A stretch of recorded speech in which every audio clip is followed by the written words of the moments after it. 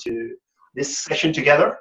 And yeah, I'll leave the floor to you. And if you want, you can also give us a slight introduction about yourself also. Okay. Thank you. Thank you. So hi, my name is Steve. I'm Tony. And a big welcome to us from the UK. So we are really excited to be joining you in Sweden, where we understand it's talking about living life with more flow and less stress. So it'll be really exciting to see where we can go in this hour and a half of sharing this time. And thank you for giving your time to come and listen to something that's to change our life profoundly, both on a personal level, but also on a work level and then on a global level. So we're delighted that we can share this with you. And for those who are joining us also online, welcome. Good timing. Yeah, you go. Yeah, and I think one of the interesting things tonight for us as well, from what we understand, there are people in the group who are new to the Three Principles understanding, and maybe we can just do a quick check-in here. If people can just put up their hand if they've heard of the Three Principles before. Okay, so that leaves just one person that hasn't. A couple of people. Yeah. 2 people. Okay, well, so perhaps we can talk to the Three Principles and start off from that point as well today. Just cover that off in terms of what are these Three Principles? You know, what is it? This thing that people go on about and get so passionate about. But before we do that, actually, Steve and I would just like to maybe go around the group and just hear a little bit from you in terms of just an introduction and what's brought you along tonight. Anything in particular you want to hear and talk about tonight as well. So maybe we can start on the left-hand side of the room because we know this lady here, I think. Just our left, it might be their right. Is it? Ulva?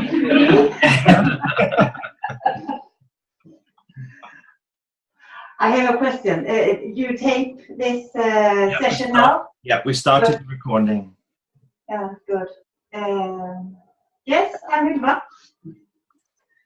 And I met you in Spain. And since I was in Spain, I have been looking a lot of tapes on Three Principles. And I like it very much. Wow. Thank you. I'm Anneli. Hi. Where should I look? I don't know anything about this. I got the invitation from Ylva just this morning, and I'm a bit curious to know what it's all about. Wow. Yeah. Well, welcome. Thank you. My name is Malin. I've heard about the Three Principles before, but I'm anxious to know more about it. Right. Thank you. Hi, my name is Kenny, and yeah, I'm curious to just be a part of this group and see what comes out. Nice. Yeah. Thank you. Hi, I'm Martin Westerling, and I'm one of the people who like you to come here. So that's why after Spain, we thought that it would be nice to have an event in Sweden. So and therefore we invite you and share with people that we know, and hope that more people would like to share these principles with in the future. Yeah. Thanks, Thank you, Martin. Hi, my name is Frederick. I'm here because I'm curious, and I think I got the invitation from you. Yeah. And that's it. Great place to be, being curious. Yeah. Thank you. Yeah, hello, I'm Anna-Lena, and I had my invitation from Ylva, but I don't know what this is all about.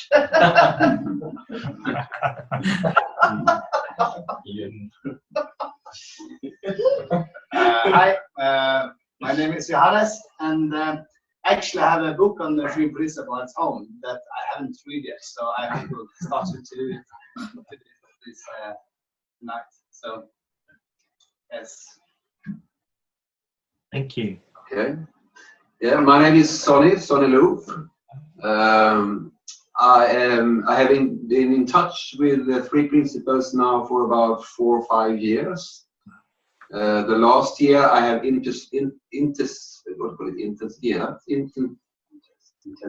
intensified my development within the three principles. And this summer I came to a shift, and my life has improved a lot since then.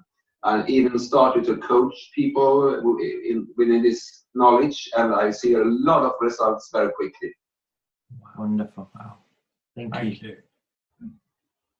Hi, my name is Fredrik Holstad, and I have been introduced like 10 minutes video clip from Martin about the three principles, and yeah, exactly. And I feel pretty curious because I can see strong recognition, because I have been doing meditation for quite a while, for several years.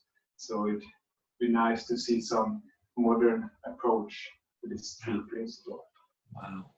Thank you. Thank you. Thank you. Great. Well, I'm Martin, and I'm out of picture. how could we forget you, Martin? Yeah. So I should probably begin by introducing myself, Martin Gustafsson. So I'm actually renting an office here, so I arranged a little bit with the venue here, and also a little bit involved here together with Ylva and Martin about the arrangement of this. And I came into contact with three principles, I think maybe 8 months ago, something like that. And it's really quite interesting, effective. I've seen some maybe positive improvements in my life. So I'm curious to learn more and enjoy this session tonight. Great. Thank you. What an exciting bunch of people. And we've also got Patrick, who's joining us virtually. He's actually on the Zoom call, and Patrick says that he's watched all of Sid Banks' DVDs, and we'll talk a little bit about Sid Banks in a moment. But read the books and taken a course with Aaron Turner, who's a well-known practitioner of the three principles. Great, thank you, Patrick, and welcome as well. Great stuff.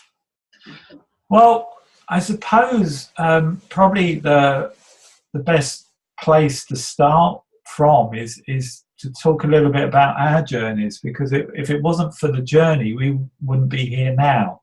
And that makes perfect sense, of course, wherever you are. But a bit like some of you guys today that are completely fresh and new to this, about 5 years ago now, I myself was in a group of 150 people in London, in front of a well-known coach called Jamie Smart for a weekend event around setting up a coaching business practice. And for once in my life, I don't think I was actually looking for any new techniques or tips in terms of how to fix myself or work with clients. At that point, I was a trained coach, a motivational trainer, NLP practitioner, hypnotherapist. I could go on and on and on there, but that was my interest and my niche in life. And Jamie Smart started to talk very much about these three principles. And something hit me so hard, because on the other side of all of that stuff I just talked about, I was also had a bit of a spiritual search going on. So I too was involved in meditation. I was looking into Buddhism. And I had these kind of two areas of my life going along. But day to day, the quality of the internal quality of my life psychologically wasn't particularly good. It was middling to best at the best of times. And, you know, I was grateful for the techniques and the understanding I had that kind of got me through day to day at times. But then I heard these principles, and it kind of just wrapped everything together very simplistically. And I started to show up in life a lot more fully. a lot more rounded. I had experience of a 2-week period where I just dropped all the old baggage, and I was just, I hesitate to use the word enlightened because I think it's a word that's bandied around far too much, and you know, what does that mean anyway? But it felt like, it just felt like there was nothing on my mind. Things became easier. My relationship became easier. My working environment became easier. My work with my clients became easier, and it felt effortless. And then after those 2 weeks, just something happened, and I went back into the old ways of being. The old Tony suddenly came back up again, and since then it's kind of like been a constant deepening of this understanding. From there, I've done a lot of work, and I've been to some of the most well-known, most well-respected Three Principles practitioners in the world. People specifically have got a very spiritual, deep understanding of what we're talking about here as well. That became quite apparent early on. And I honestly have to say that year on year, month on month, week on week, day on day, moment to moment, life just keeps getting better because I just trust the flow of this now. I'm seeing more and more how I show up. So it's interesting to come to this call tonight after quite a busy day and quite a challenging day in some ways, and then being given the topic of live with more flow and less stress. And it's where I'm at now, from what I can see, is that really wherever we're at in life is just where we're at, and the more aware of that we are, the more it just kind of, life just does its thing anyway, and the flow just is, it's there all the time wherever we're at within our minds, in our heads. Now what was interesting there, I was going to come in and give an explanation of the Three Principles, and I've kind of gone off track a little bit here. And this is what can happen when we're sharing the principles, because we don't prepare anything. This is very much off the cuff tonight. So as we go, if there's any questions or anything you guys want to ask, but you've also got some people there that have been around for a while too. So I'm sure that they'll be able to field the questions as well at the end. So we'll see how we go. I was just going to hand it over to you. Sure.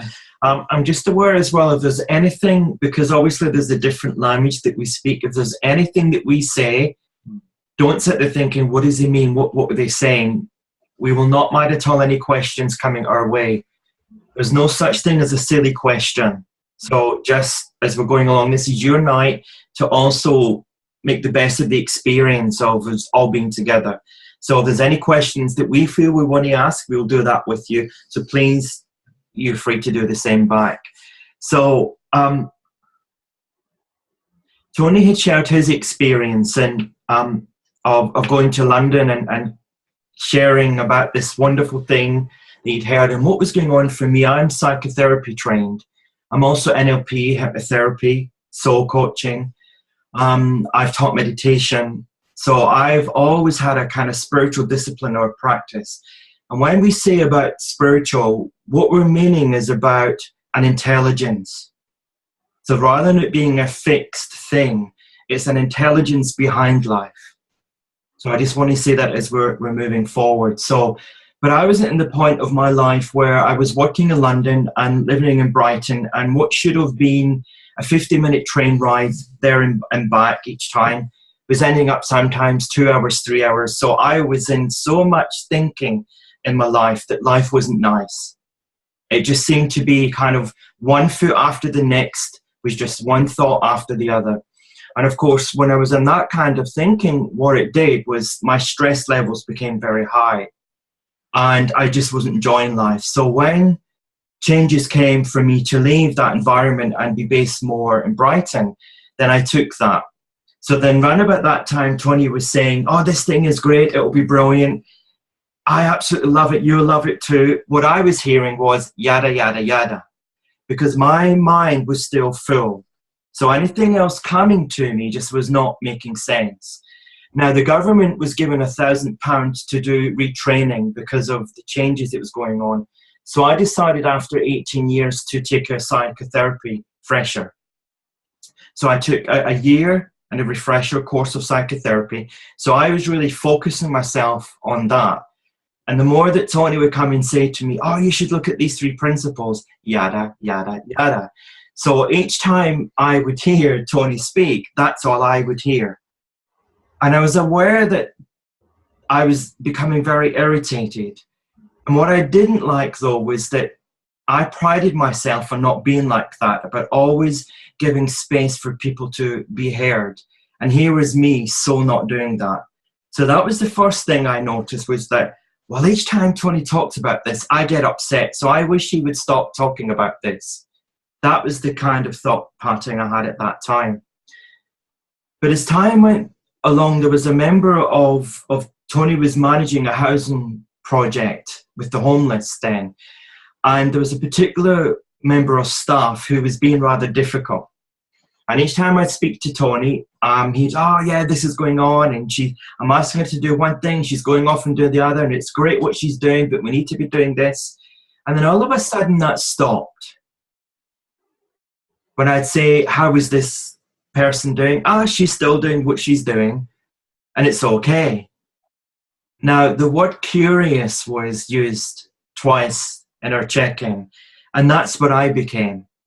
Rather than telling me what these things were that he had heard, something inside of me woke up to, so wait a minute, nothing on the outside has changed.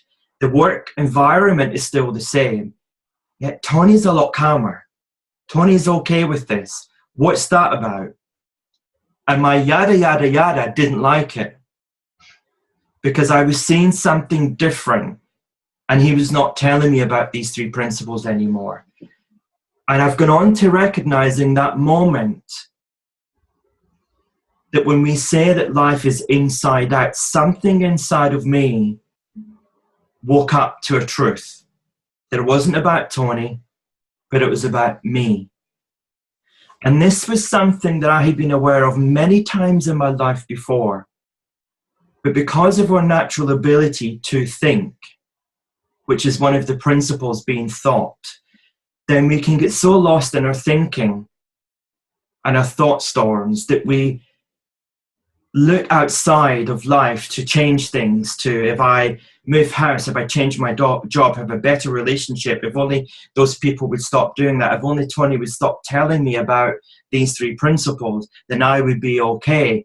Above all that thinking, something inside of me shifted. Now, I didn't know at that time what it was, but I knew that I liked it. And I knew at that time that I had felt times like this in my life, especially in childhood, that there is a natural ability to move from one thought to the other without being caught in the thinking. So I had all these kind of things going along. And of course, from a psychotherapy point of view, I would analyze it. But I noticed that the more I would analyze it, the further away from the feeling I went. The further away from this curious I went. And I went into, well, that means it's this. That means it's that. And then I'd even go and look up the different kind of psychotherapists and the different kind of what would Freud say about it and what would this one say about it. And I just was hearing more yada, yada, yada. So I knew that there was something here that I wanted to more follow the curious, not because of what Tony had said to me. And I refused to look at what Sydney Banks was. Now, I'm Scottish by birth, and so was Sydney Banks, and that was my only interest on Sydney Banks. Oh, another Scotsman, okay, let me. And then when I found out that he died, I was like, okay, I'm not interested. So I went back and forth from this feeling to thought, this feeling to thought. And of course, what did I do? I just overanalyzed it. I just tried to make sense of it. I tried to put it into something that made sense.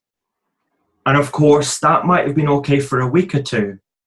But then I was seeing something else, which began to get me thinking again. So what I made a pact with myself is that I wouldn't watch anything to do with the principles, because that just confused me. I laugh when I hear myself say this, because and a long story short, what we did is I always wanted to go out to Canada. And Sydney Banks, who was the founder of the principles in 1972, had his experience where he saw the true nature of life, not what we do with life, but how every single person creates their psychological experience, moment to moment in life. And Sid had such a profound experience that he knew that it would change the face of psychology and psychiatry. Now, when I heard this again taking my refresher,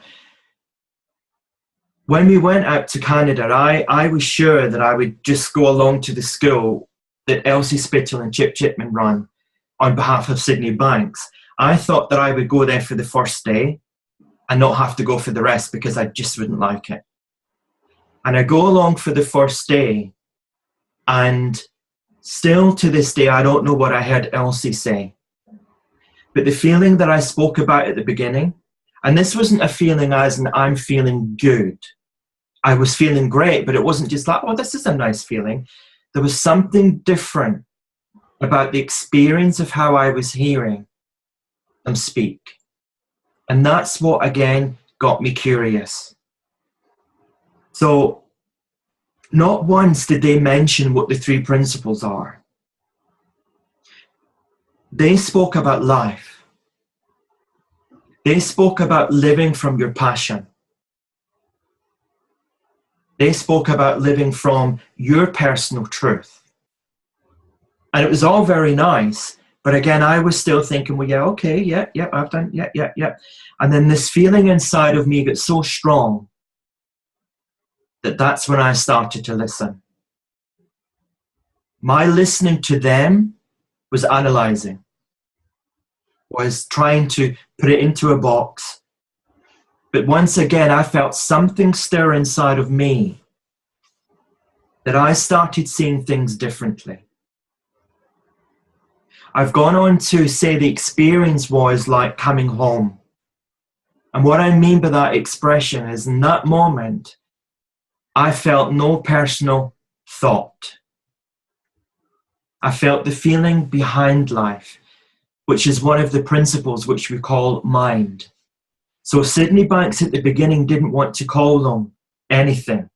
But when the psychologist from the US came along and wanted to take it into psychology, then he came up with something so that psychology could get a hold of it. So he called the three principles mind, thought, and consciousness. And mind is very much that feeling that I was saying to, but also we can look at things like nature. We can say that nature knows that you plant a tree and you don't have to go to it every day and say, right, grow a little bit more. Would you like more sunshine? Would you like more water? That knows how to look after itself. Nature has a way of changing the seasons that, again, us human beings don't have to be in control. We don't have a remote control. Nature is part of a system that it knows innately how to work and to do what it does. We are created of the same intelligence. We have the same innate health and well-being inside, which allows us to live in the moment rather than fear of the past or the future. We see that comes alive through the gift of thought. Now, every single person here, if we were to say right now, tell me what you're thinking, it would all be different. Because we all live in separate realities from one another. So the only person who will truly understand you will be you. Like what I was explaining at the beginning. Tony could tell me about these things. I was listening to Chip and Elsie in Canada. I've gone on to listen to other people, but it's when I hear and it makes sense to me that I don't hear the three principles. I hear my expression of life. So we have mind, we have thought. And thought is the ability to make sense of your world.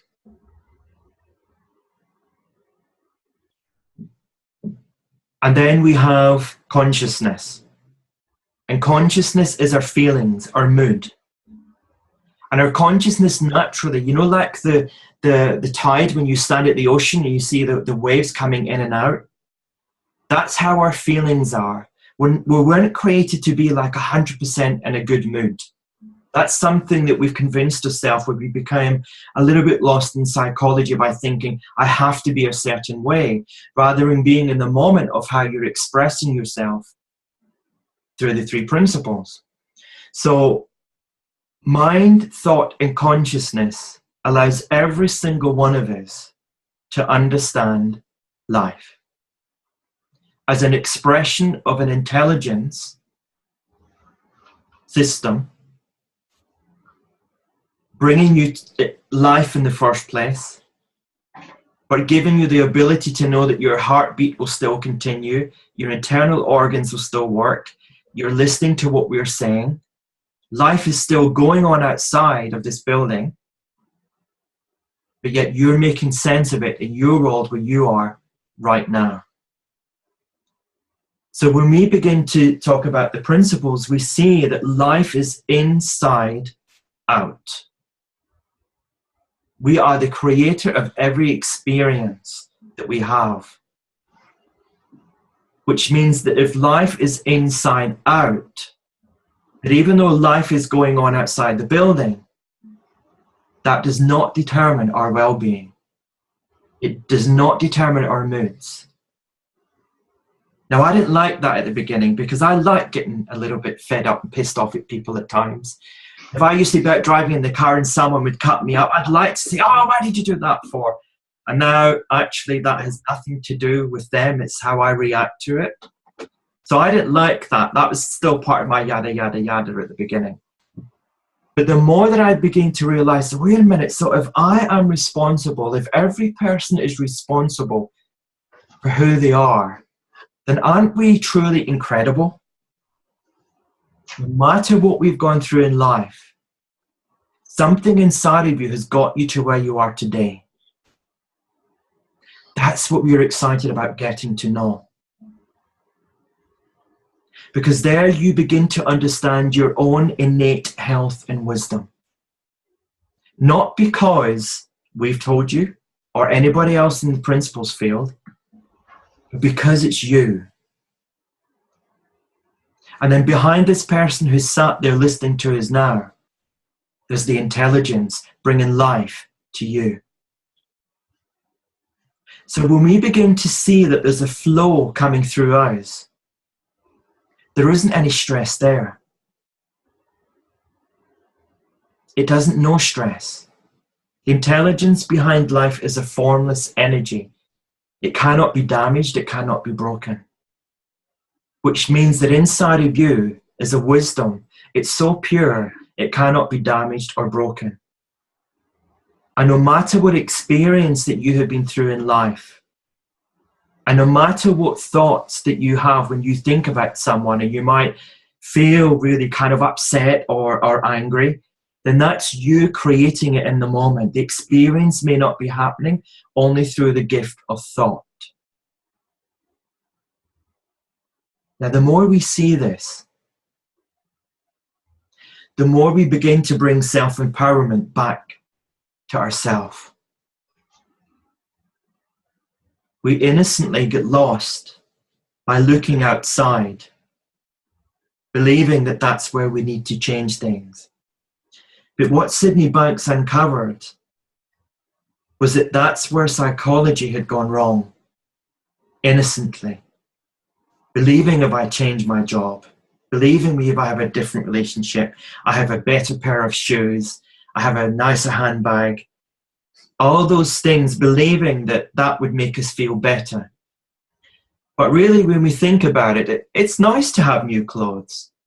But how long does that good feeling last? When we buy something new.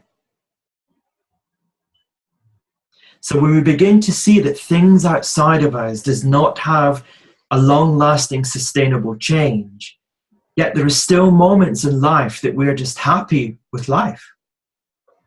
Where is that coming from? Have you ever noticed that you never walk around 365 days of the year really angry or really sad or really stressed?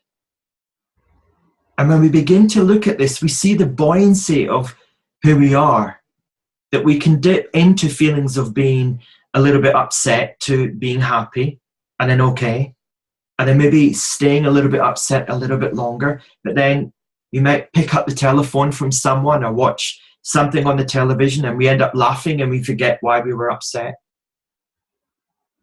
When we begin to see our natural nature, we begin to point that there is something more to life than perhaps we originally thought. Well, I think that was quite a comprehensive description of the three principles, and it's still amusing to me what we're talking about here, because especially for folks that have come through the kind of self-development field or NLP coaching, or whatever it is, really, it's this is something very, very different, because we're trying to describe and talk about something that in a way is undescribable. You can't really do it justice, because as soon as we open our mouths and say what we believe it to be true about these three principles, your interpretation of that is your interpretation of that. And as Steve quite rightly said, each one of you in the group, when he was talking there, would have had a different experience, or you would have had different thoughts going through your head at that time, you know. So on the back of that, we really want to just also say to you, just go with what feels right. There's nothing really to understand here or grasp hold of intellectually. So, and that's why it's so different, because we're not giving any techniques or 5 steps to happiness, or 10 techniques that will blow your mind. What we're saying is that innate health is built into each human being. It's there anyway. And the more we target that, the more we gravitate towards seeing that, the more we see that in the clients or the people we're working with, in relationship with, living with, whatever's going on in life, the more people kind of get a feel for that, and life just starts to become easier. Steve and I have done lots of work. One of the things when I opened up there, we're talking about, coming from lots of different disciplines and understandings and professional ways of working with clients and training groups. When we came across the principles, we just scratched everything. We just wiped it all off the surface and said, right, okay, we're here now. How are we going to do this? And even in the early days, I think we tried to structure it, because that so was the way that we've been taught to do in life. I think we've all been conditioned into having to be able to do something. And then suddenly coming along, especially after some of the mentoring and walking in fellowship with some of the people that we've been with, really there is nowhere to get to, because the more you get out your own way, the more you see here. And that sounds completely paradoxical. But really what you're looking for is your own feeling around what we're talking about tonight. So really check in with yourself, just see what feels right and stick with that, because it's so tempting to get in there and try and work it out and figure it out. What are we talking about? Because we are talking principles, and obviously by principle we mean a given fact, something that's you can't disprove. It's a given fact. So gravity is a probably brilliant example of a principle that you can't get away from gravity. It's there. It's governing our lives, and what we're saying is the same for mind, thought, and consciousness. They're principles. They govern our life. But they're also gifts. They're also tools that we can use moment to moment in life to help us. And there's a shift again.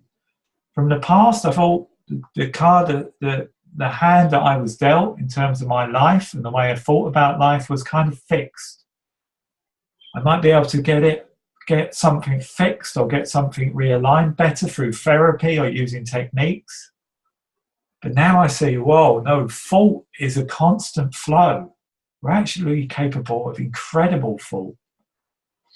And my proof on that one is each individual in the world has moments where they have inspiration. I'm sure everybody in the room here has had moments when you've suddenly seen something or understood something, or you've just known instinctively that you need to do something, right? And it always amuses me because as soon as I share that, I always think about losing keys or losing everything. And that's such a perfect example of what we're talking about. Because when we lose things, I don't know about you guys, but the more I think about it, where are those keys? Where's that thing that I've lost? Where is it? Where is it? The more I think about it, the less able I am to find it. Has anybody had that experience? Yeah, a few nodding heads, yeah? Okay. What happens as soon as you go off into life and do something else? Suddenly it pops back in. You suddenly remember where you put the keys or left them, okay? Have we had that experience too? Sure, okay. Simple common sense there, but that's pointing exactly to what we're talking about here. We can put so much effort and energy into positive thinking, trying to direct our thinking, trying to reframe it or recondition it into better quality thinking. But actually, if it's just a flow of thought, and that's what we're talking about tonight, is flow. Well, if we simply don't like the thinking that's showing up, doesn't that just mean we've just got to wait for better quality thinking to do its thing and come to? Because it will do if we let it. And that's what we're seeing much more in our lives is that, challenges still happen. Things, you should have had a camera strapped to my shoulder today. There's been a few bumps and grinds for me today, But even then, it's just, as soon as I get caught up in those, I wish this wasn't happening. Why have they done this? I know just to simply back off from myself and just become a little bit more aware, a bit more attuned, not control the thinking, let it roll, let it do what it's doing. But I know that I'll work it out, I'll sort it out. I have faith and trust that will happen. And that's something I never had before. I thought whatever emotional state I was in was just where I was. It was fixed. And if I was lucky, I might come out of it somewhere down the line. But boy, did I try hard on the exterior of my life to get that aligned. So that looked like, well, if I've got all these conditions in place, I'll be happy, I'll be okay. I won't feel so bad with him.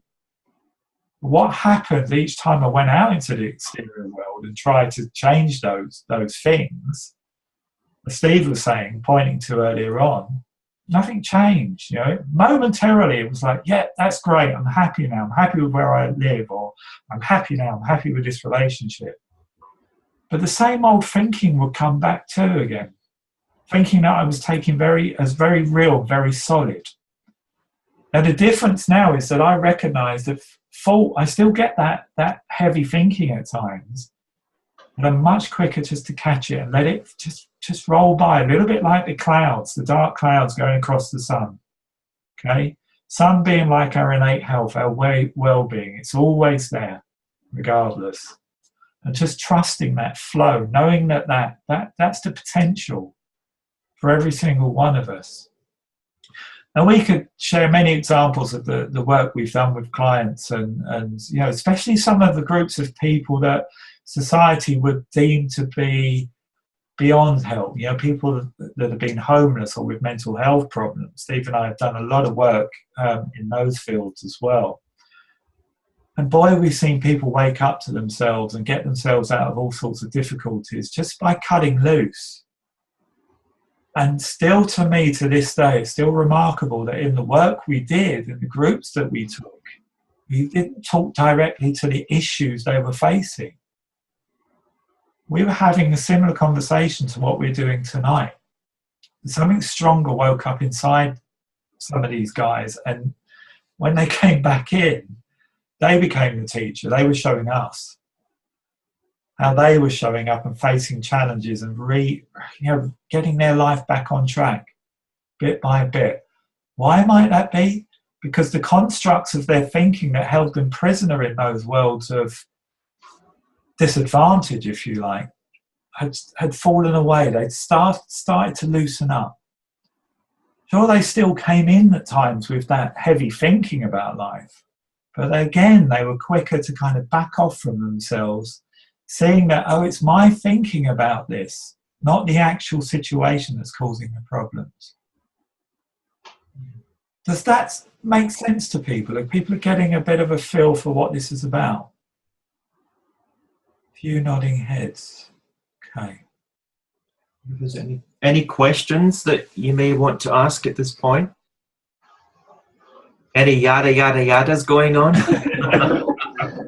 Well, I'm sure there are. Shall we open a window or something like that? Because, I felt like There's actually ventilation. yeah. That's good to have. I'll open the window. No, perfect. Because I felt I was dropping out of not only my thinking. Your yada yada. Yeah, no, even like any level. Do we need 3 minutes break or should we continue? I mean, fishing could continue, yeah. Yeah, I'm just a little bit curious about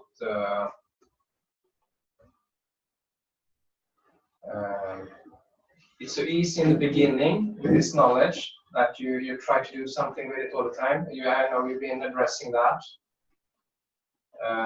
And for myself, I can feel more and more, the more I know about this, I'm just letting it go. I don't, for a while, I mean, you read a lot of books and you try to listen to others and you try to get this knowledge more and more and more. And I have noticed myself that the more time it goes, the more you just let it go and live your life. Beautiful. More and more. And then you are more in that feeling of living in life.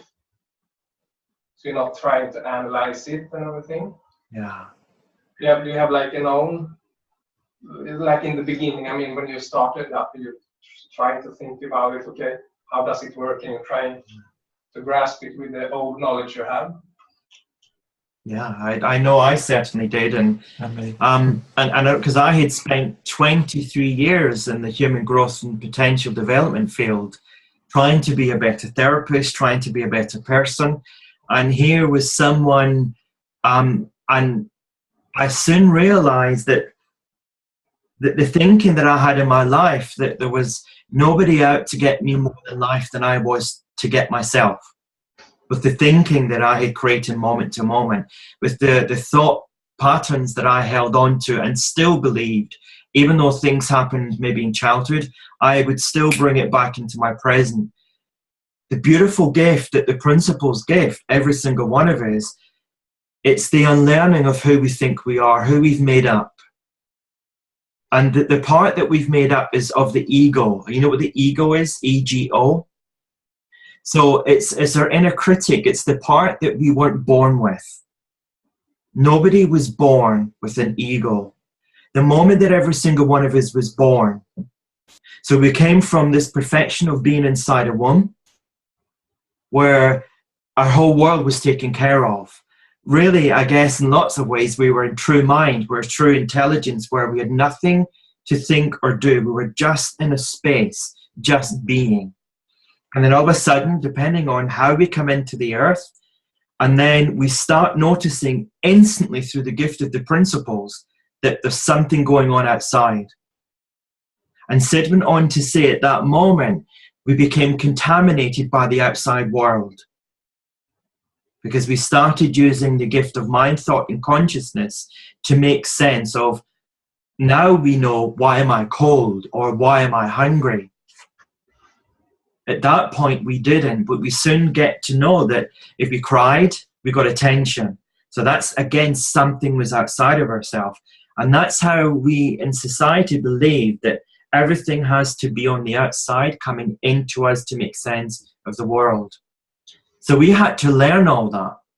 But when you run alongside of that, when we start developing with the wisdom of being human, our teeth start coming in. Our hair starts growing. We're not told by our parents, right, now I want all your teeth to come in by tomorrow morning. They come in when they come in. So the intelligence is still going, even though we're learning about the outside world.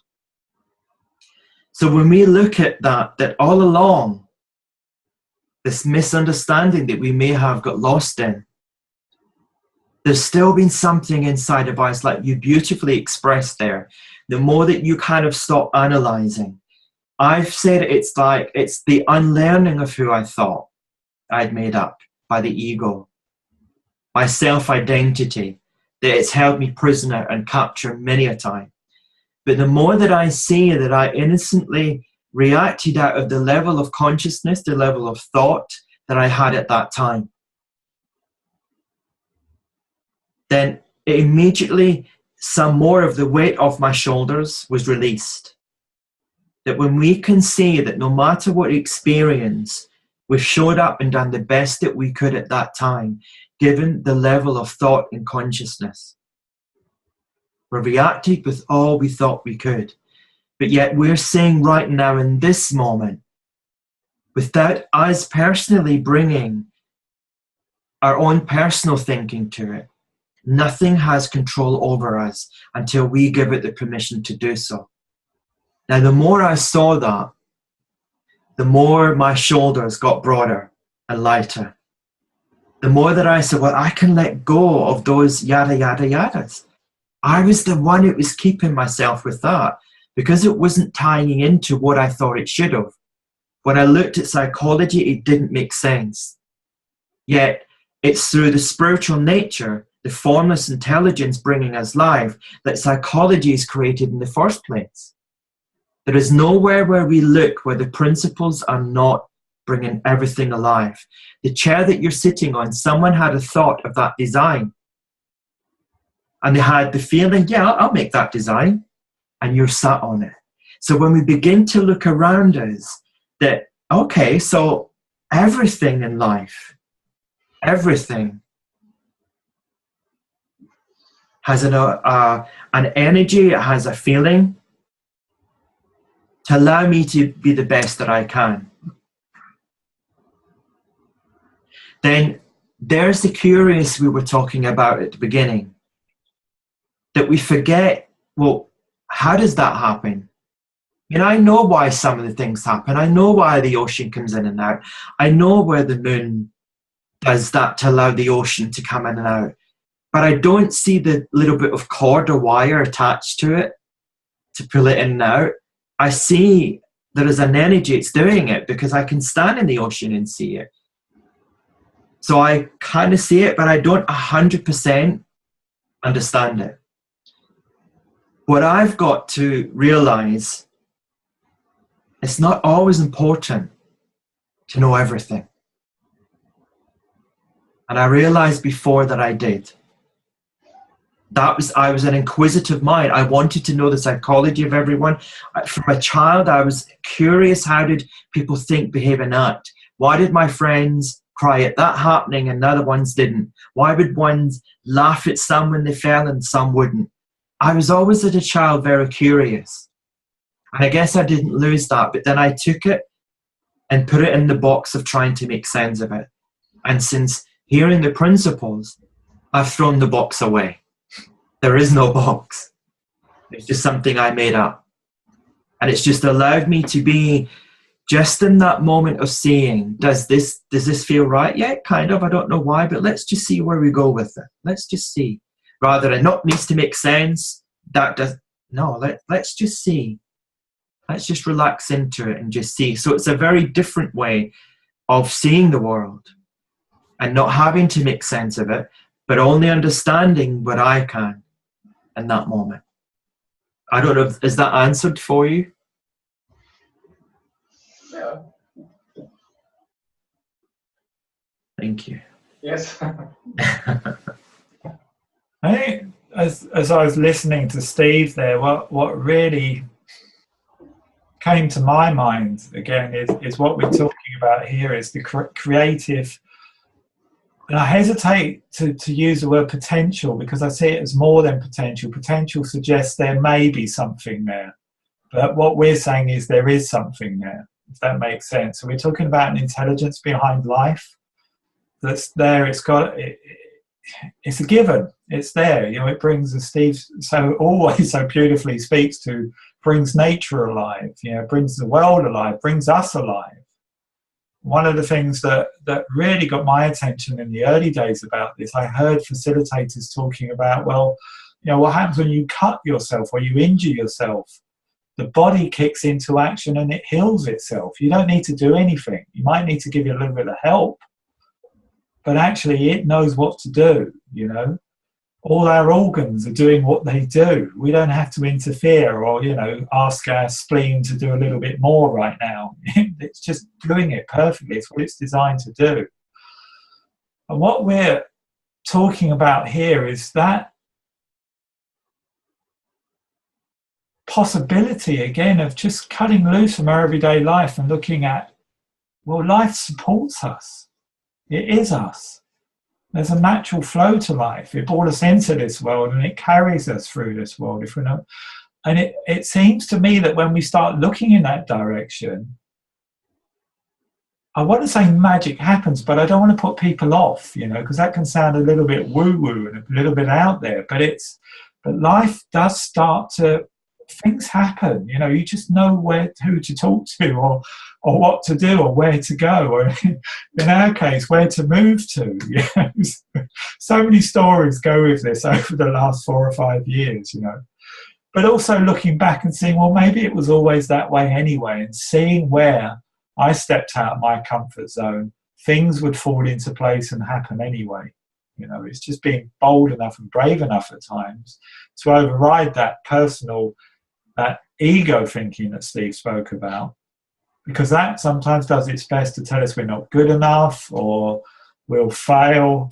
We won't make enough money. We'll become destitute. Yada yada yada. Again. But what we're talking about here is that when we get a strong feeling for something, when we follow that feeling, there's the intelligence behind life supporting us. Again, we're back to that creative possibility of a human being.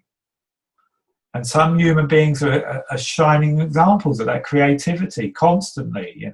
Look at the world around us, the creation, the technology we have, the wonderful art we have, the innovations we have, the goodness in the world, all coming from that.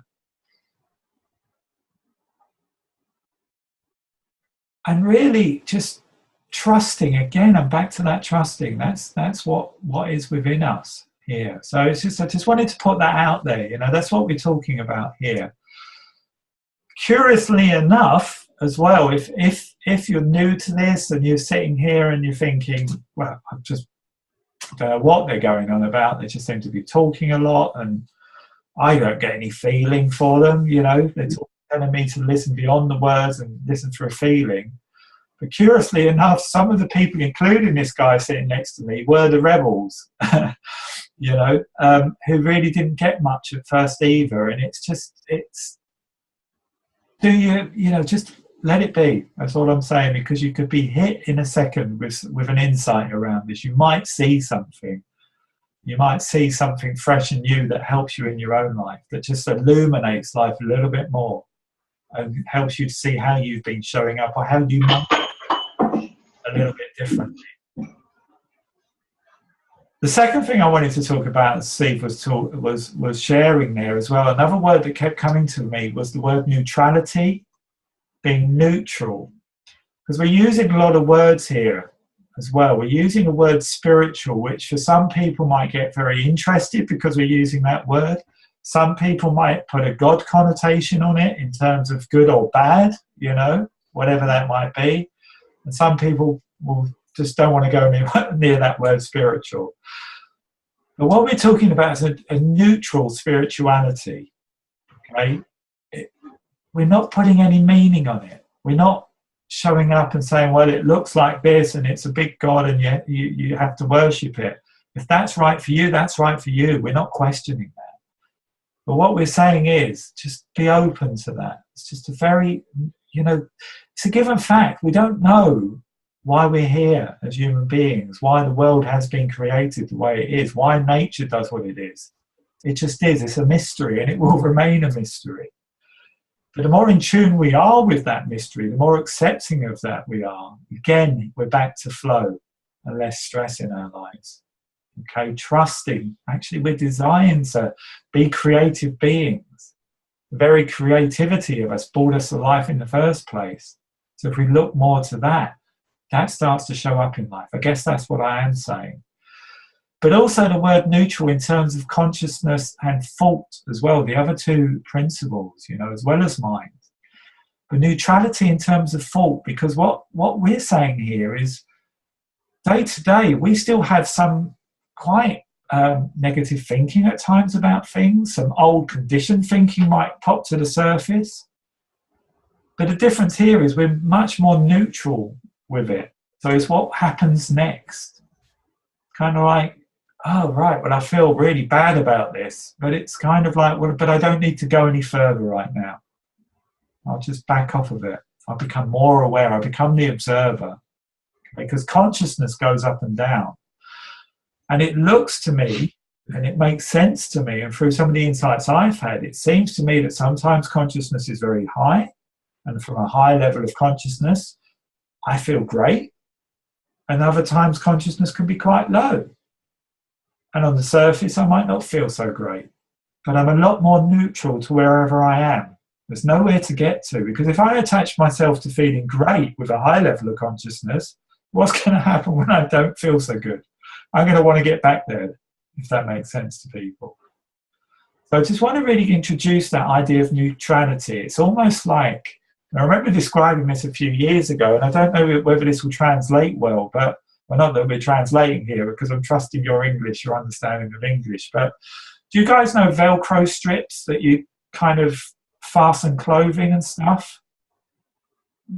Like nylon strips? Yeah? Makes sense to people.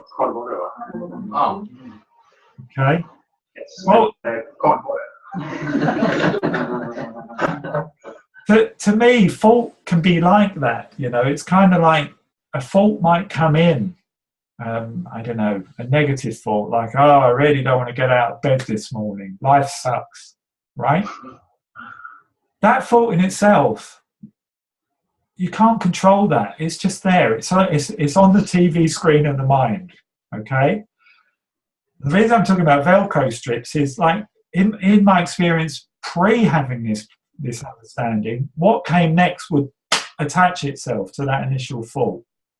Well, that's because life's terrible, and because these people aren't doing the right thing, and if the government did this, and Velcro strip on Velcro strip, and it became impossible to piece it apart, if that makes sense to people. What I'm saying now is, if I wake up a little bit like, oh God, I've got to get up and get on with life today, I'm just much more aware. So I don't attach things. Or if I start to attach, I'm much quicker to go, just to leave it alone and let it do what it does. Because that's just life showing up. Or that's just fault showing up.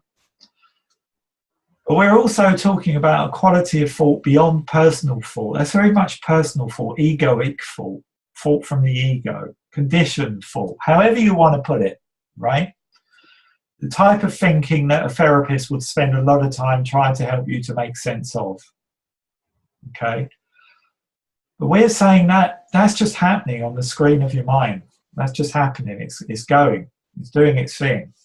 But what we're actually talking about, there's a universal quality of thought too, from the intelligence behind life, from the principle of mind. There's the potential. And that's where we get inspiration. That's when we trust and we turn, if we're facing a challenge or a problem, and when we kind of quieten ourselves down, we're more likely to see better quality thinking about that problem. And I just want to finish that part by quoting Einstein. It's a well-used quote within the Three Principles Circle, and I'm sure, you know, in the world generally, because Einstein seemed to understand this very much. Actually, there's the quote, and then I'll share a little story to illustrate it. But the quote is that you can't solve a problem from the level of thinking that you created it from. Okay, and what that means, if a problem, you're looking at it from a low state of mind, a low state of consciousness, you can try and work it out, figure it out from that same state of consciousness, but you're not likely to get a very good quality answer to it. Okay? Much better to back off, let yourself do naturally what you do, a little bit like the clouds again, going past the sun, let yourself just bubble back to the surface. Sure enough, you're more capable then of accessing better quality thought, more clear thought, clarity of mind. Okay, and I think that's been the case for Steve and I and some of the guys in the room now. I can tell that you know that's what you've heard stuff around this with the three principles that's made sense to you. But I'll say this story and then I'll hand back to Steve. I'll hear from you guys again. But Einstein, just to illustrate this, he understood this. He understood this, that if he was battling with a problem, right, if he'd come up against something that he could not see the solution to, what he used to do apparently is get a couple of spherical metal balls in his hand. He used to sit in his most comfortable armchair in the corner of his room, and he'd sit there with the balls in his hand going round and round until he fell asleep. The balls would fall out of the hand onto the floor. He'd wake up and he'd probably have a solution in that moment to what he was facing. Okay. Now, a second-hand story, third hand, fourth hand, probably I've heard it from somebody else and it gets twisted over time. But that is exactly what we're talking about here, is the possibility, the potential again for clarity of thought in the moment.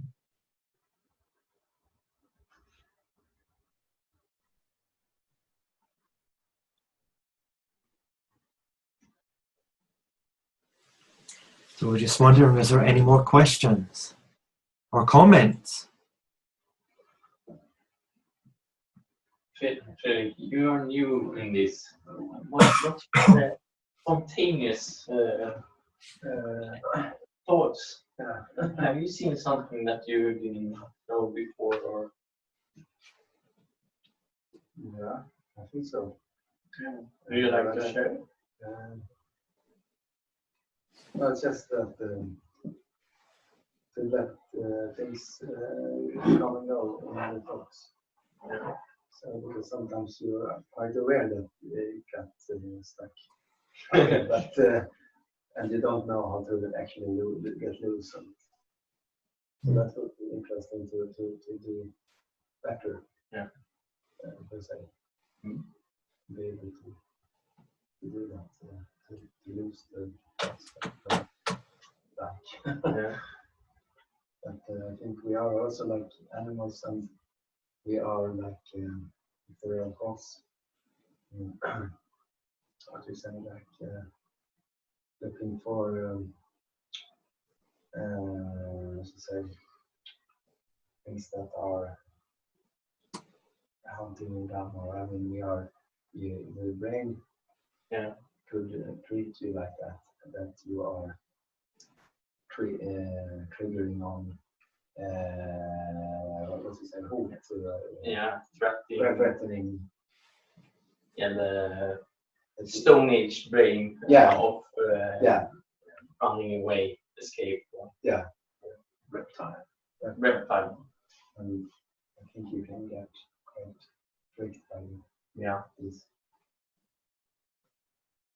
Thank you. Yeah. A question. Are you going to mention anything about three principles and business? Well, tonight we're limited, so obviously we just had this small period of time. So what we're kind of doing is an overview of what the kind of principles are. But the exciting thing about the retreat on the 6th, the 7th, and the 8th of May is that when the group gets together, then that's where we can explore a lot more in depth how we are the principles in action and where we want to see it show up in life. So we can take a lot more time exploring that through the retreat. It's been organized. Okay. Can you mention, just a question, do you use your three principles knowledge for some kind of business for yourselves. Yeah, absolutely. 150%. I mean 150%, since we truly, really, because we were, Alexa, coming on here, we talked about like being in the moment. So before, we've both come from being trainers. So we would have really sorted, right, the first 10 minutes we need to do this, the next 15 minutes we need to do that. We'll give them a break maybe for 10 minutes. They've got to be back because we've got an hour's exercise to do. We do none of that now. So even on how our delivery, how our style is, but when we're looking at things on how to work with different projects and so on, it truly is just trusting. There's a difference in how we see life now. Rather than feeling that we have to go out searching all the time, what happened is the searching stopped.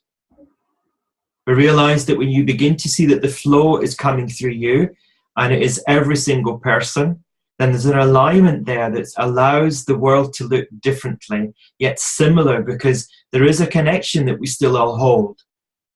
And only are we separated by our personal thinking. So when we look at that there is that connection, wisdom, intelligence, it's been doing the work all along since we've been here, then let's fall back more into life and let us flow from there. So that's how with our business that we might get together and talk about, you know, I'm kind of interested in doing this. Well, okay, let's talk about it. And we might, what we call is have a let's talk big session. So we might say, oh, we could do this and it would be great and it'd be fantastic. And we really talk it big and then we kind of let it go and we don't talk about it. And it might be 2 days, it might be a week afterwards that one of us will say, I kind of want to talk about that now, because we've given space then to happen. We've allowed personal thinking to drop and to see what's happened, because we're all kind of within our imagination. We're wonderful daydreamers. We love to live in Hollywood. We love to see life is so magical and wonderful. And it can be, but much more simpler than that. And realistically, when we are very simple beings who really don't need a great deal in life to be happy, because we are born happy. Happiness is not something we need to go looking for. We are it. It's our innate health being. So when we look at that, when it comes to how we work with our business, we'll let the part of the Hollywood and the greatness will be fantastic and we let it go. So from that place, what we're left with is what we'll talk about as a business. So what does that mean then? Where do we go? And if it feels right, guarantee it falls in. But when we're trying to analyze it and get it and, no, should we do this and do that? We let it go because we're not in the right place to understand it. Well, like what we talked about from the word go on this call, when you overanalyze something, you just end up with more thinking. But then when you explore, when you share something, you have a commonality, a neutrality that Tony was talking about, where you begin to hear a different rapport, a different togetherness than, well, I need this and I need that. So when we've gone into organizations to work, they know how their workforce works better than what we ever will. And we are not there to change that. And that's where it gets exciting. When we look at it, we don't have to change how they're working, but when every person understands how their innate health and well-being works, how their psychological experience is created, then the world doesn't change, but the world they're in changes. So life still goes on, but how they start seeing life is different. So the best example is to be that example yourself. So that's all that we can take into the different businesses, the different community projects that we go into. Then we start asking them, what do you see is going on? What would you like to see changing? And that's when the magic that Tony talked about. And what we mean by that is that life starts becoming curious. They start seeing their business in a different way. Now we can take this and put this into relationships, whether it's one-to-one relationship or whether it's friends or whether it's work colleagues, that when we start saying that we're all working with mind, thought and consciousness, And that sometimes we can become so lost that we believe our thinking. We believe that life is horrible. We believe that that person really isn't a nice person. We believe everything that they say. We've lost that neutrality of our thinking that Tony was talking about. Because when thought comes into our experience, it's neutral. It has no agenda. It's like the first time we've ever experienced something. And then the moment that we bring our personal thinking to it, it can only be our own experience. And if our experience hasn't been good, then we're going to colour that black canvas, a clear canvas. We're going to make that experience. So taking that into business, taking it into relationships, taking it wherever we point it. So our great believer is the more that you understand the simplicity of you, then life begins to look so differently moment to moment. You begin to see that inside you is everything that you need. There is perfection in every single fiber of your being. There always has been and always will be. When you start seeing the magnificence of who you truly are, and take that out into the world, that's where we see changes. Because we're not looking at life, oh, they're stressed. We see that people are doing what we've done when we've believed our personal thinking. Innocently. And that can change from moment to moment. Just like our consciousness up and down. Even when we are happy, we don't stay like, if we just make up a number 1 to 10, we don't stay 10 all the time. We don't stay 9 all the time. We will stay like 8 down to 4, but it's so fast it goes up and down because we're feeling happier. But the moment, if we look at that as being like a glass elevator, a glass lift, and if we look at 0 as being, oh, that's the worst experience I ever can have, then the moment we do that, it's something other than us.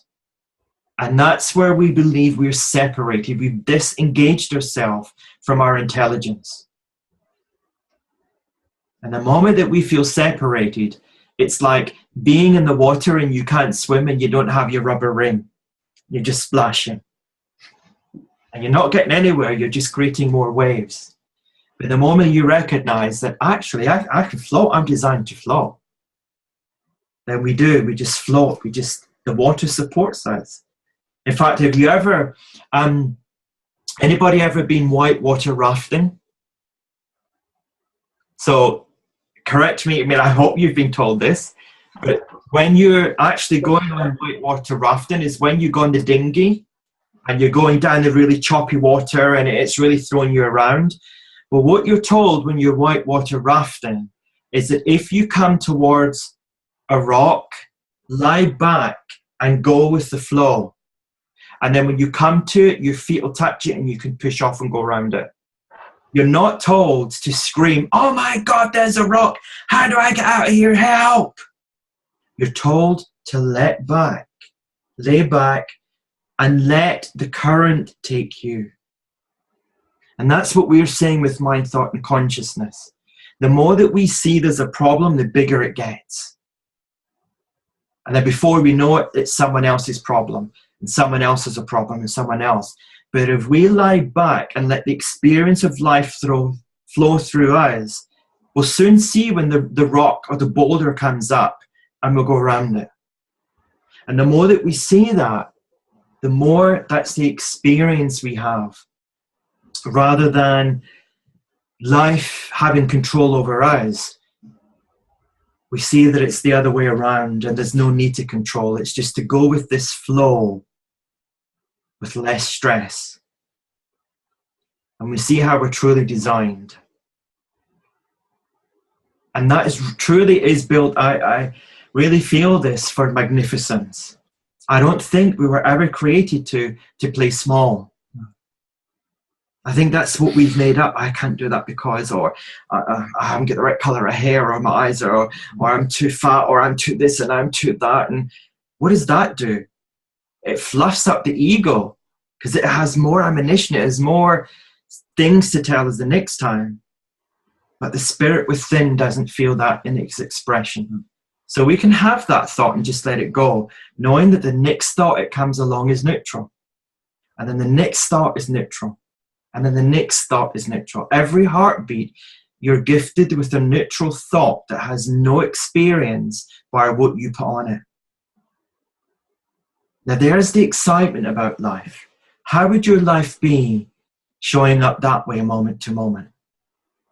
And that's what we really will explore when we're on this retreat.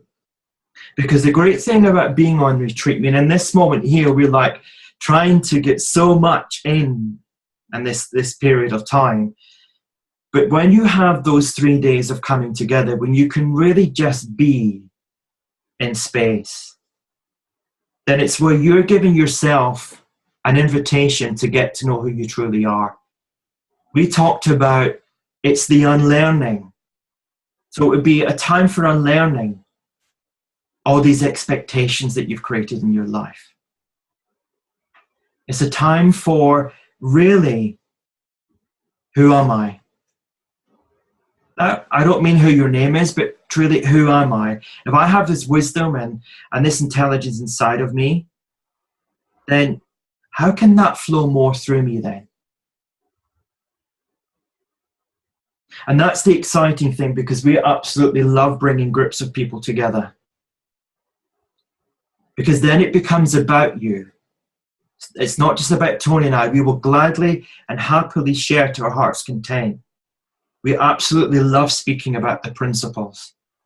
And guarantee that when you come together with different people, the energy it's created, the neutrality that Tony was talking about, and I had said before that we realize that we're separating ourselves from our fundamental truth, that we are love.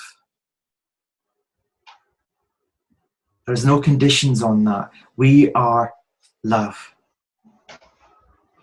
And that we think inside of us that every single thing of that expression, if it's not coming from that feeling of love, it's something we are making up. Because the intelligence behind life knows no insecurity, no fed up, no animosity, no fear, no doubt. It's just the expression in the moment. Just like a child. Have you ever watched babies? They could be crying, really feeling sorry for themselves, and you show them their toy, and they're, ah! The next minute, they're just laughing. They forgot. We hold on to that. So we're going to be talking about, well, the retreat is, I guess if we move into that, it's been called the most powerful change in the world. And we can speak from that place because we truly have seen that in our world. But we'll also be asking, there's wonderful speakers there as well. We know as Ova's got wonderful experiences to share, as Martin has, and I'm sure everybody else has. So for us, it's a time for sharing. It's a time of really seeing.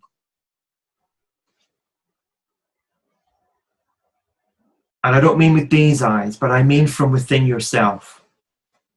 And it gets exciting then. Yeah. Well, I'm just aware of the time, so it's 7 o'clock. So we started a little bit later, so we've got. Yeah. Where's Martin? Is he still there? Has he run away? Yeah. And he's still alive. That's good. And he's still awake. That's good as well. Martin, do you want us to take it a bit further, or how do you want to play it? Vad säger ni tidsmässigt? För nu började vi kvart i, ja. Och vi ser att ursprungliga 90 minuter. Ja. Du skrev 20-30. Ja, vi sa att det skulle vara 7, men vi bara 10. Ska vi sikta på en 20 minuter till eller någonting? Och är det någon som måste iväg snabbt? Eller? Jag kommer behöva gå. Vi kan väl ta 10 minuter och sen så Har du...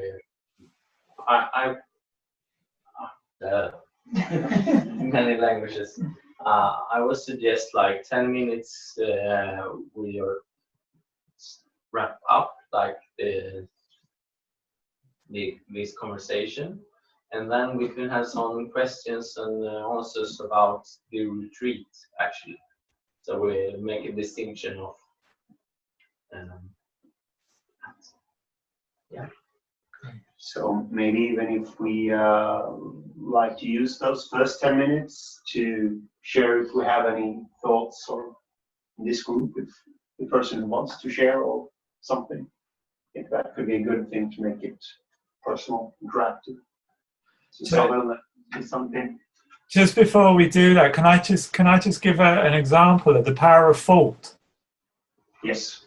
Okay. You may have noted, I've just caught myself here. This is what we're talking about, awareness, right? But Martin, we can't see you on the screen, so you're tucked beside Sorry about that. Frederick with the check shirt on there.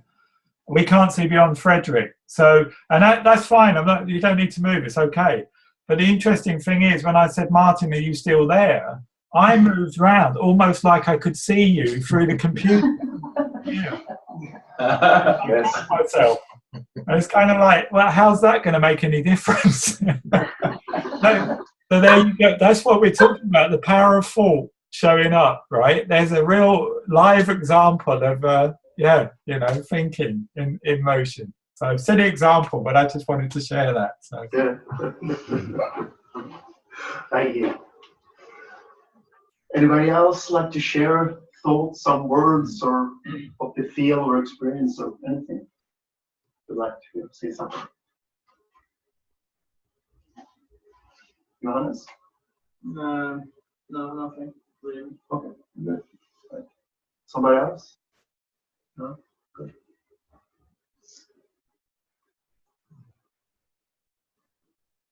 Yeah, I can just mention like it's a lot of information. You're trying to explain something that is pretty hard to explain. I understand, but it's get a little bit, how to say, fluid. But I can. You said you have been doing some meditation and like you're getting into Buddhism, and I can get some very clear recognition to things you're trying to explain is very profound objects like emptiness within Buddhism. Would you like agree with that kind of view? Yeah. Yeah, it's a fascinating area that, and I'm sure Steve and the guys here who have been around the principles would also talk to this. But as I said, I was quite a bit of a serial searcher beforehand. That I kind of like went here and there, and I looked at Buddhism a lot and did a lot of meditation. And what I was trying to do was get towards a clear state of mind, But what innocently I was doing when I was meditating was trying to get rid of the thoughts that were going through my head. I wasn't watching them or letting them float by. So there's a lot in those teachings, what we're pointing to here. What I didn't get so much when I was meditating or looking at Buddhism was actually looking within to myself for my own answers and the own insights into that intelligence behind life. It seemed to me that I was trying to get there by meditating, clearing my mind, or studying some books on Buddhism or whatever it might be, because they would have the answer. But what I would be looking at is the surface level of those books without realizing the hidden depth to them. Now, the reason I've come on to that hidden depth is for me, when I've gone through my experiences through hearing about the three principles and gaining my own insight into life, into that intelligence behind life, if you like, suddenly Buddhism has made a lot more sense. I've seen it on a deeper level. but I've also not felt that I need to look in that direction anymore. So I don't meditate anymore, knowing that the potential to meditate is a human being's gift in any moment anyway. I've looked at Christianity a bit closer than I had before, because I sensed that maybe this Christianity came from not being a Christian or not identifying as a Christian myself. I'd always had it as a bit of a negative thing. But I suddenly thought to myself, well, actually, maybe Christianity came through with the same kind of purity of essence and thought that we're talking about here, that we're pointing to here. And then it's kind of just become a thing with lots of dogma and lots of different things wrapped around it. That's why we've got so many different schools of thought on Christianity. And I don't want to make a comment about that, whether that's good or bad, but my point is that we see, or I've seen things with a lot more depth and a lot more richness. Things have made a lot more sense that I was looking at before, whereas before I was trying to get there. Now it just seems to make sense. And again, it's hard to explain that. I don't know if you want to add anything in. No, I think we keep. Yeah. So one of the things we haven't really talked about Sid Banks that much tonight, but one of the things that was interesting about him before he had his experience, his enlightening experience, he was a 9th grade educated welder, so he had very limited education. I think he'd read a couple of books, if that, and he was really having a miserable time in life. He wasn't a happy guy. And then he woke up to the fact that we just think we're insecure, and then we will be insecure. And then he had a profound experience of the true nature of life following that, and then started to share that with people. But one of the things he clearly says is, whatever you were doing before you came across this, keep on doing it, because you'll just see more richness and more truth in that. So just finishing there with that, actually, that's what we're talking about, is truth. But we all hear truth in our own way, if that makes sense. So what I say might not make sense to you, but it's through the feeling that we feel that there's something there, something deeper.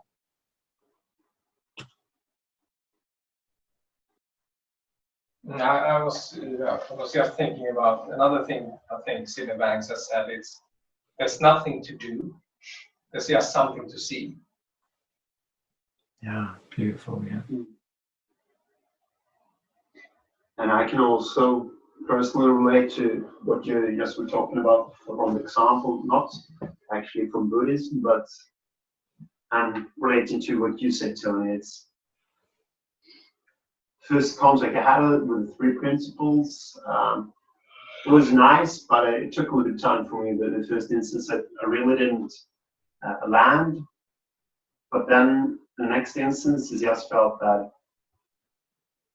I didn't really listen so much at the words. Actually, I was kind of just listening to something else. I was like just relaxing and taking in information. And when I was no longer listening to the logic or the system about it, then something else makes sense. And so the habit of trying to make a lot of sense of things, could be fun to just let that go and see how more actually does make sense. If that makes sense. Perfect sense. So, should we? Would you like to mention a few things about Gröte and the retreat?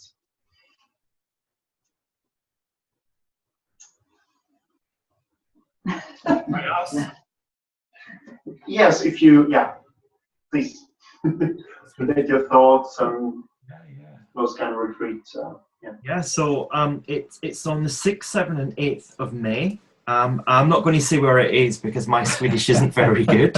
So, but I'm sure you guys can fill in.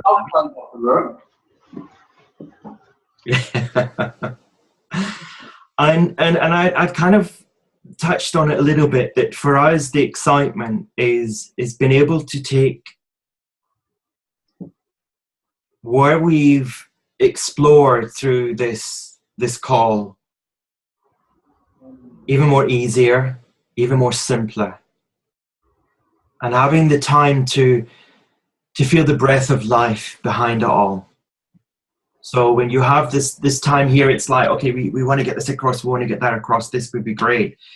But it is more time where there'll be lots of, we always want laughter in our retreats. We always want space for people to get to know each other as well. So there will be, it's not all about coming and listening to these two. Because there comes a point that I get fed up listening to myself. So I'll even cut myself off. And so it's a time of really, you know, earlier on we were talking about that there are certain areas that we want to talk about, but the beauty of the principles is what we were saying. When you find out who you are showing up in the world, then you can point that in any direction. And that's what we're really excited about when we do our retreats. You getting to know yourself in the world that you're living. And that means that you can take that into your personal relationships with yourself and with others. You can take it into your working life with yourself and others. You can take it into your friends with self and others. And the list goes on and on and on. But one thing I will guarantee is that you will begin to see life more simpler. Because we're never created difficult. So anything that you feel that you are, I mean, I love the title that it came up from, this live life more with the flow and less stress.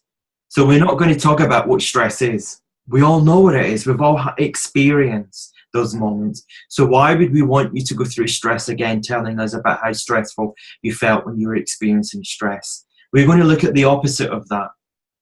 Where does it come from? How is it created? We're going to look at things to enjoy that more of the flow. That's where we're going to be hanging out more. And I'm sure that once we break up here, then there's the Over and there's Martin, and well, the two Martins, where they can explore that a little bit more with you, because this is their dream, this is their vision to bring the three principles to Sweden. And we're delighted to be able to help them in our small way. So I'm kind of just saying this is what we will want, but we'll have a chat with them just to see what they're hearing from you guys. Because one of the things is that when we met them at Viva, Tony and I were speaking at an event in Spain, was that they want a deep sense of community, and we are very big on that ourselves. So we're delighted to be able to help them in that small way. And community, that means it's you. It's just not them, it's you. And there's a great word that I heard from, I can't remember what DVD it's from, but it's bringing unity back to the community. And unity is in community. And that's where I feel that if we could start on a global understanding, have that around the world, what a beautiful place we will be living in. So I'm playing my small part when I come, and I know Tony's doing the same. And that will be our hope for when we come to Sweden. How it falls out is up to everyone who will join us. And that's where it gets exciting.